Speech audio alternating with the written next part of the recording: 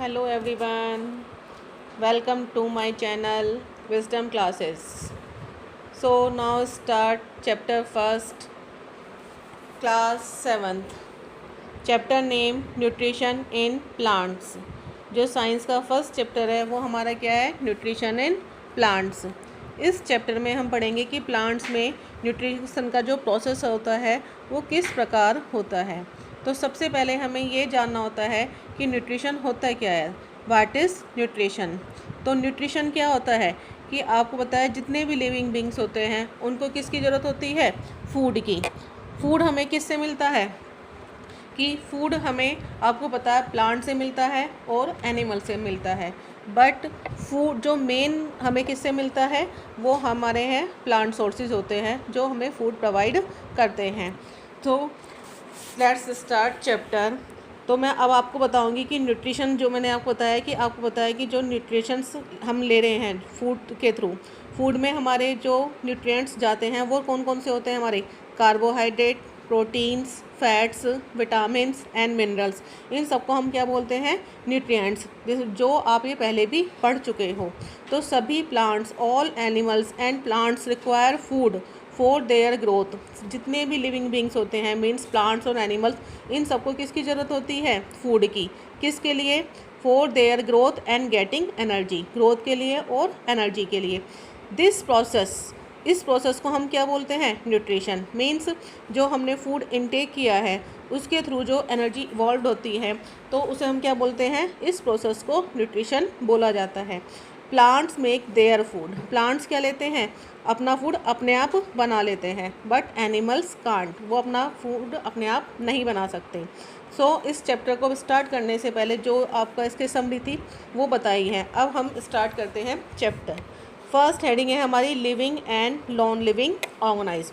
सबसे पहले हमें जानना ज़रूरी है कि लिविंग नॉन लिविंग ऑर्गेनाइज होते क्या हैं। लिविंग ऑर्गेनाइज आपको पता है, living like human beings, plants and animals need food to survive and exit.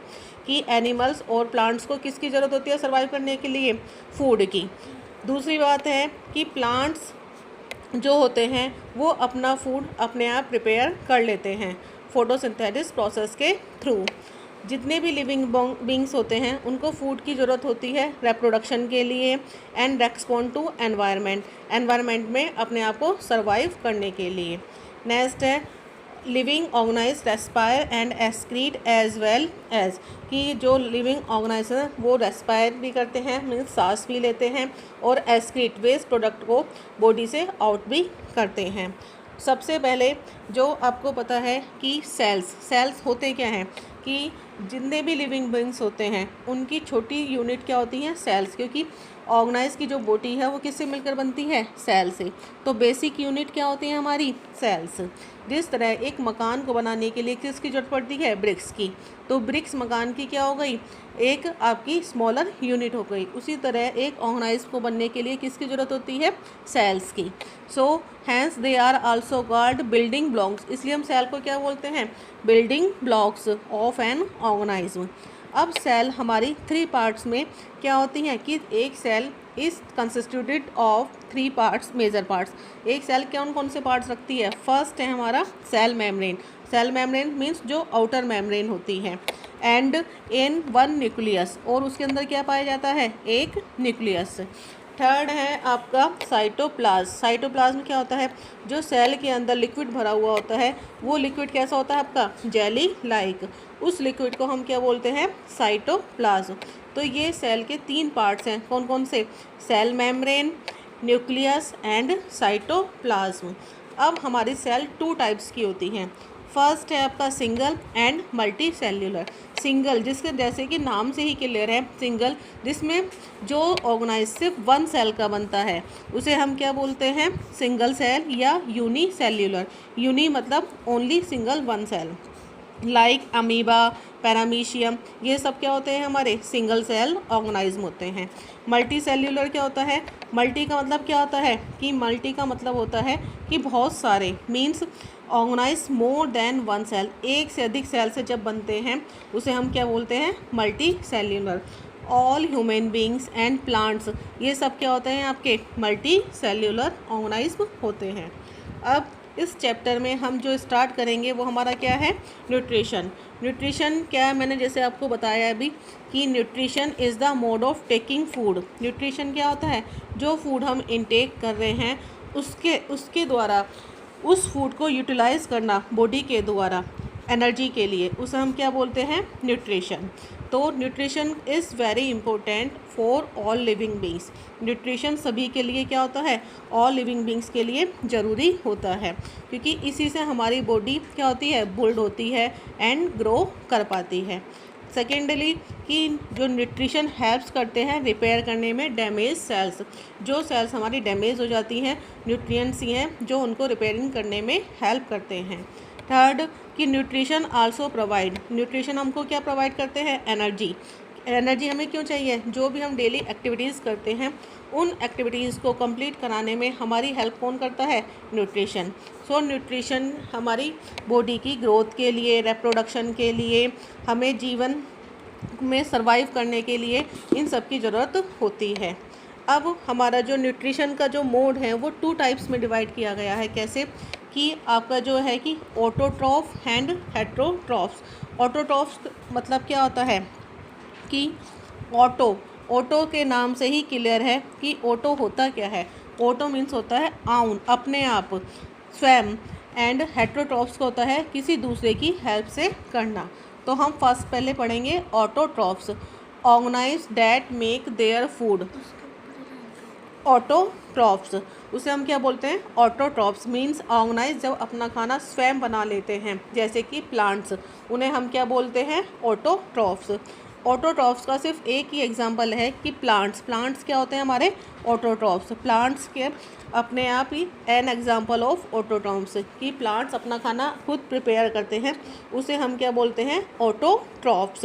आपको पता है प्लांट्स किस प्रोसेस के थ्रू अपना खाना बनाते हैं, फोटोसिंथेसिस। उनके लिए वो कैसे बनाते हैं, वो carbon dioxide, water, light energy and chlorophyll की हेल्प से क्या बनाते हैं, अपना फूड अपने आप प्रिपेयर करते हैं। नेक्स्ट है हमारा हेट्रोट्रॉफ्स। अब ये बिल्कुल इसके अपोजिट होते हैं कि जो अपना खाना स्वयं नहीं बना सकते, वो अपने फूड के लिए किसी दूसरे पर डिपेंड होते हैं, उसे हम क्या बोलते हैं, हेट्रोट्रॉफ्स। तो organisms that rely on others means दूसरे पर डिपेंड होते हैं फॉर फूड के लिए, उसे हम क्या बोलते हैं, heterotrophs. Animal and human beings, आपको पता है कि एनिमल्स और ह्यूमन बींग्स भी क्या हैं, हेट्रोट्रॉफ्स हैं, क्योंकि हम किस पर डिपेंड होते हैं, प्लांट्स पर या जो एनिमल के फूड पर। कि फोटोसिंथेसिस, आपको पता है कि एनिमल भी और ह्यूमन बींग्स भी किस पर डिपेंड हैं, प्लांट्स पर। अब जो मैंने बताया फोटोसिंथेसिस का प्रोसेस जो ऑटोट्रॉफ्स में होता है, उस प्रोसेस के बारे में हम पहले रीड करेंगे। Photosynthesis is the process of synthesis food of by green plants. Photosynthesis जो प्रोसेस होता है, ग्रीन प्लांट्स जो अपना खाना स्वयं बना लेते हैं, उस प्रोसेस को हम क्या बोलते हैं, फोटोसिंथेसिस। ये प्रोसेस कहाँ पर होता है, हमारी लीव्स में। जो ग्रीन प्लांट्स की लीव्स होती हैं उनके अंदर ये प्रोसेस होता है। और इसके लिए क्या क्या रिक्वायर होता है, क्लोरोफिल, जो ग्रीन कलर का पिगमेंट पाया जाता है लीव्स के अंदर, sunlight, carbon dioxide and water, ये 4 मटेरियल्स हैं जिनकी हमें ज़रूरत पड़ती है। ये प्रोसेस टोटल जो है हमारा ऑटोट्रॉफ्स के अंदर होता है। अब है हमारे ऑर्गेनल्स क्या होते हैं, organelles are tiny cellular structures inside a cell means जो सेल के अंदर जो ऑर्गेन्स पाए जाते हैं उन्हें हम क्या बोलते हैं, ऑर्गेनल्स, जो हमारी सेल की ऑल एक्टिविटीज़ को करने में हेल्प करते हैं। They are found in the cytoplasm. अब ये ऑर्गेनल्स कहाँ पाए जाते हैं, सेल की साइटोप्लाज्म में। साइटोप्लाज्म क्या होता है, जो जेली लाइक लिक्विड भरा हुआ होता है सेल के अंदर, उसे हम क्या बोलते हैं, साइटोप्लाज्म। ये सारे ऑर्गेनल्स जो होते हैं वो किसके अंदर रहते हैं, साइटोप्लाज्म के अंदर। तो क्लोरोप्लास्ट, जैसे कि आपका क्लोरोप्लास्ट है, chloroplast is the cell organelle that carries out photosynthesis. Chloroplast कहाँ पाया जाता है? लीव्स के अंदर। लीव्स की जो सेल्स होती हैं उनके अंदर क्लोरोप्लास्ट होता है जो फोटोसिंथेसिस प्रोसेस को करने में हेल्प करता है, क्लोरोप्लास्ट। अब इस सेल ऑर्गेनल के बारे में हम पढ़ेंगे। The chloroplast is a type of organelle, कि क्लोरोप्लास्ट ऑर्गेनल्स का एक टाइप है डैट एग्जिट इन प्लांट। ये कहाँ पाया जाता है? आपके प्लांट्स में। These organelles contain chlorophyll. ये क्या रखता है? क्लोरोफिल रखता है। ग्रीन कलर का पिगमेंट होता है जो रेस्पॉन्सिबल होता है किसके लिए? फोटोसिंथेसिस कराने के लिए, क्योंकि ये सनलाइट को यही ट्रैप करता है।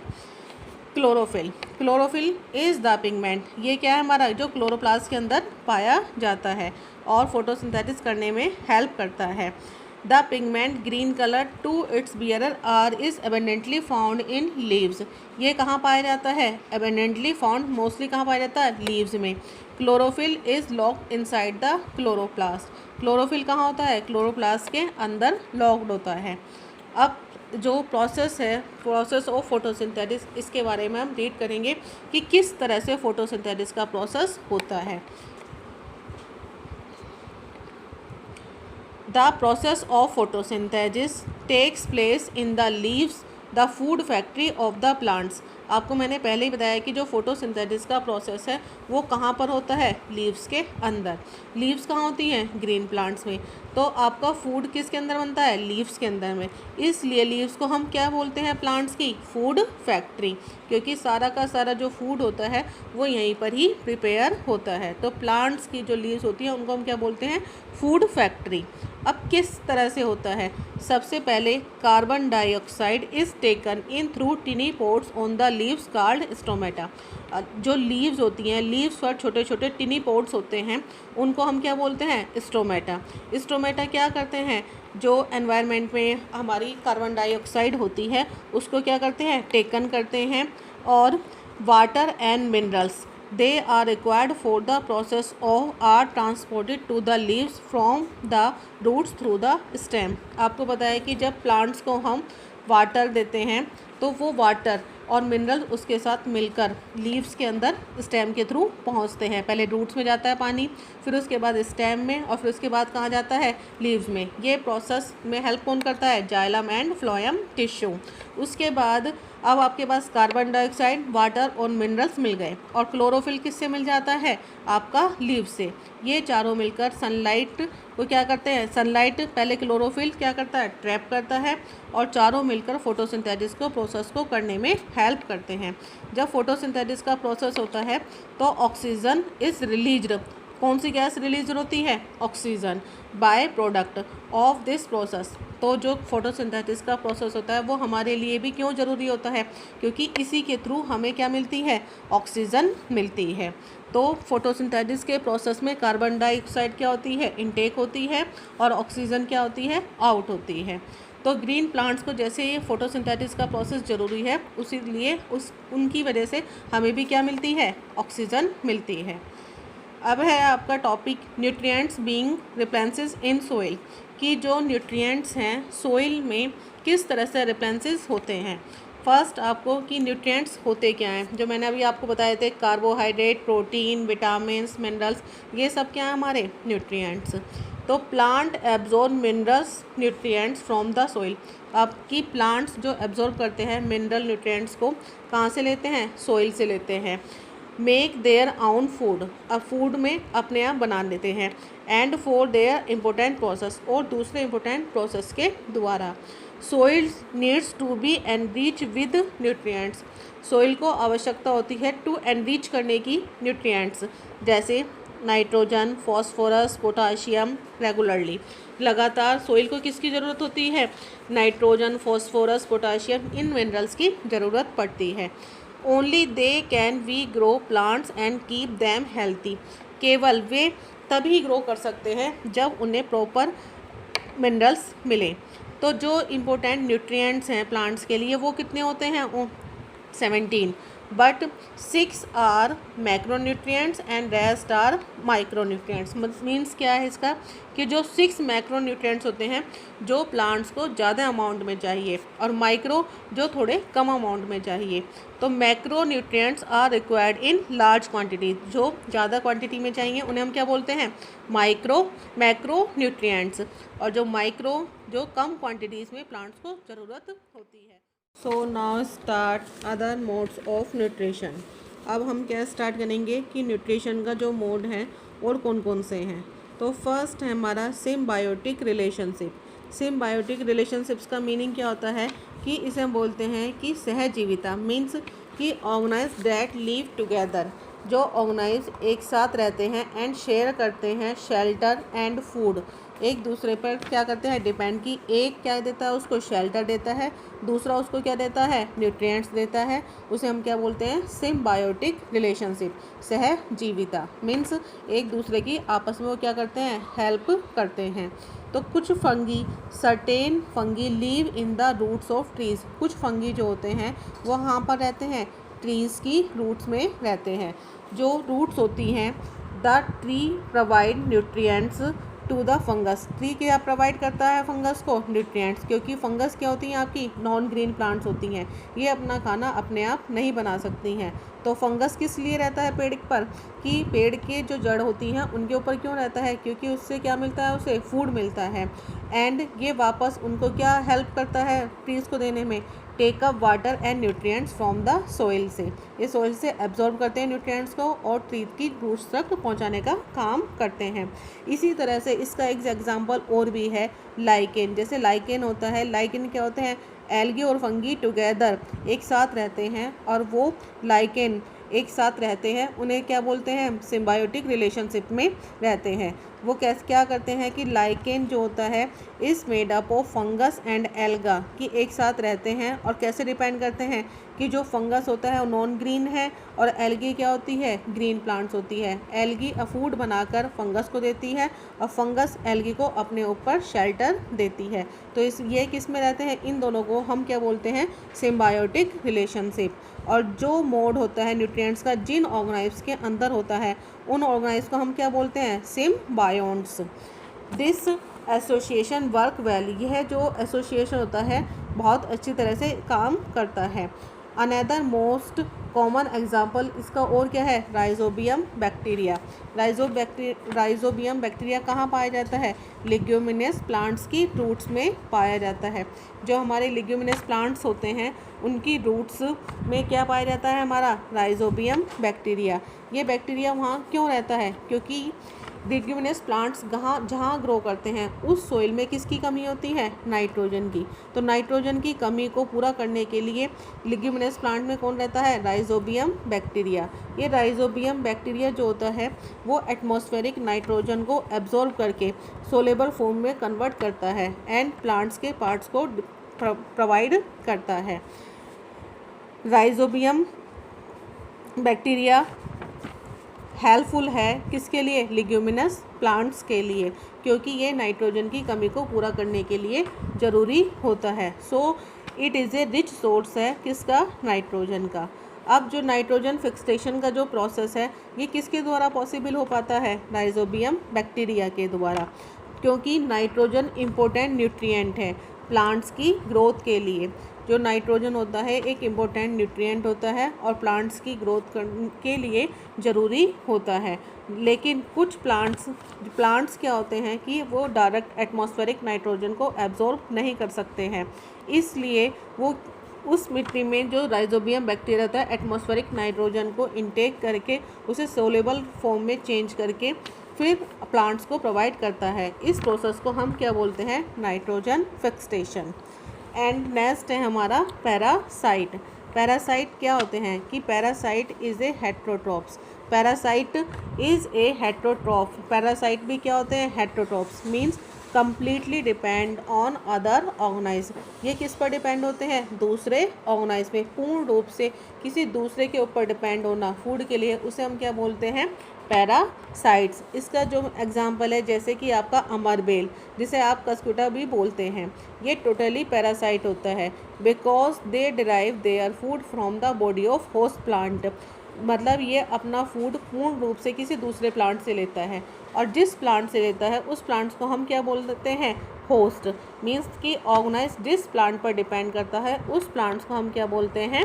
Host. The host in the process is deprived of all nutrient for its on growth. The host की इस प्रोसेस में पूरा की ऑल न्यूट्रिएंट्स क्या करते हैं? ग्रोथ में हेल्प करते हैं एंड कंज्यूम किए बाय द पैरासाइट, और पैरासाइट के द्वारा कंज्यूम किए जाते हैं। नेक्स्ट है हमारा सेप्रोट्रॉफ। सेप्रोट्रॉफ्स क्या होते हैं? Saprotrophs they do not prepare on food, कि वे भी अपना खाना अपने आप नहीं बना सकते। वे किस पर डिपेंड होते हैं? Dead and decaying matter for their food. Saprotrophs dead और डिकेइंग मटेरियल्स पर डिपेंड होते हैं, कि जो फूड के लिए उन्हें हम क्या बोलते हैं? Saprotrophs. This mode of nutrition is called saprotrophic nutrition. जो ऑर्गेनाइज होते हैं उन्हें क्या बोला जाता है? सेप्रोट्रॉफ्स, और इस प्रोसेस को क्या बोला जाता है? Saprotrophic nutrition. जैसे आपका फंगी, फंगी क्या है? आपका नॉन ग्रीन प्लांट होता है, अपना खाना अपने आप नहीं बना सकता है, तो fungi secrete digestive juice on the dead and decaying matter. Fungi क्या काम करते हैं? जो सिग्रीट करते हैं डेड और डिकेइंग मैटर पर एक digestive juice and convert it into A solution, और इसको किस में चेंज कर देते हैं? एक सॉल्यूशन के रूप में कन्वर्ट कर देते हैं। Then they absorb the nutrient from it, and वे एब्जॉर्ब करते हैं न्यूट्रिएंट्स को इसके द्वारा। तो सेप्रोट्रॉफ्स क्या हो गए हमारे? सेप्रोट्रॉफ्स क्या है? कि the plant which drive their food from the dead and decaying organic matter are called saprotrophs. कि सेप्रोट्रॉफ्स अपने फूड डेड और डिकेइंग ऑर्गेनिक मैटर से लेते हैं, उसे हम क्या बोलते हैं? सेप्रोट्रॉफ्स। नेक्स्ट है हमारा इंसेक्टिवोरस प्लांट्स। इंसेक्टिवोरस प्लांट्स क्या होते हैं? कि green plants which make their on food. जो ग्रीन प्लांट्स होते हैं वे अपना खाना अपने आप बना सकते हैं, बट डिपेंड्स ऑन इंसेक्ट। लेकिन किस पर डिपेंड होते हैं? इंसेक्ट पर। उन्हें हम क्या बोलते हैं? Insectivorous plants.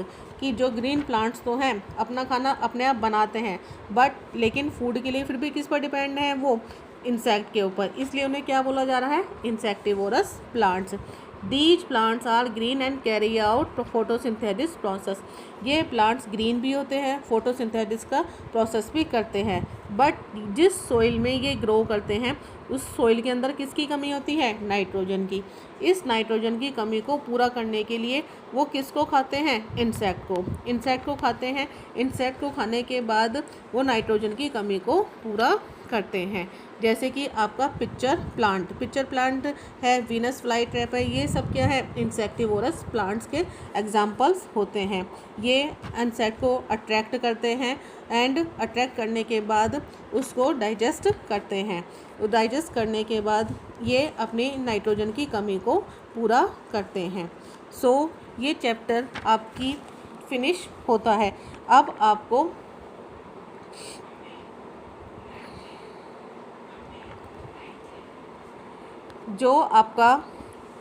जो इस चैप्टर के जो मेन पॉइंट्स हैं वो आपको एक बार रिमाइंड कराए जा रहे हैं, और कुछ इम्पोर्टेंट्स बातें नीचे आपको बताई जा रही हैं। पहले वो आप देखिए कैक्टस प्लांट आपको पता है कहाँ पर ग्रो करते हैं? डेजर्ट एरियाज़ में। डेजर्ट एरिया कहाँ? कि जहाँ पर पानी की कमी होती है, तो वहाँ पे जो प्लांट्स ग्रो करते हैं वो कौन से होते हैं? Cactus plants. However, in case of some desert plant, कुछ desert plant it takes place in their stem and even branches. आपको पता है कि जो डेजर्ट प्लांट की जो लीव्स होती हैं उनके अंदर फोटोसिंथेसिस का प्रोसेस नहीं हो पाता है, क्योंकि वहाँ पर एक तो पानी की कमी होती है, तो फोटोसिंथेसिस का प्रोसेस वहाँ पर कहाँ होता है? स्टेम के अंदर होता है, या उसकी जो ब्रांचेस होती हैं उनके अंदर होता है। Cacti are found in the desert. Cacti कहाँ पाए जाते हैं? डेजर्ट के अंदर। और वहाँ उनकी जो लीव्स हैं कैक्टस प्लांट की वो किस में चेंज हो जाती हैं, स्पाइंस में। स्पाइंस में क्यों चेंज होती हैं, क्योंकि आपको पता है लीव्स क्या करती हैं, ट्रांसपायरेट करती रहती हैं वाटर को, जिससे वाटर की कमी के कारण जो लीव्स हैं वो किस में चेंज हो जाती हैं, आपकी स्पाइंस में। So green stem enables them to carry out the process, इसलिए ग्रीन जो स्टेम होता है वो फोटोसिंथेसिस का प्रोसेस करने के लिए एनेबल होता है। तो इस चैप्टर में आपको ये ध्यान रखना है कि ये ज़रूरी नहीं है कि जो लीव्स होती हैं वही आपकी फोटोसिंथेसिस का प्रोसेस करती हैं, प्लांट्स के अदर पार्ट्स भी क्या करते हैं, फोटोसिंथेसिस का प्रोसेस करते हैं, बस वो क्या होने चाहिए, आपके ग्रीन होने चाहिए। सो ये चैप्टर आपका यहीं पर फिनिश होता है। ये चैप्टर आपका थोड़ा लेंथी हो गया है, जो इस चैप्टर की वीडियो है वो थोड़ी आपकी लेंथी हो गई है, तो आप इस वीडियो को 2 पार्ट्स में डिवाइड करके भी देख सकते हैं। So don't forget, please share, subscribe and like videos for motivation.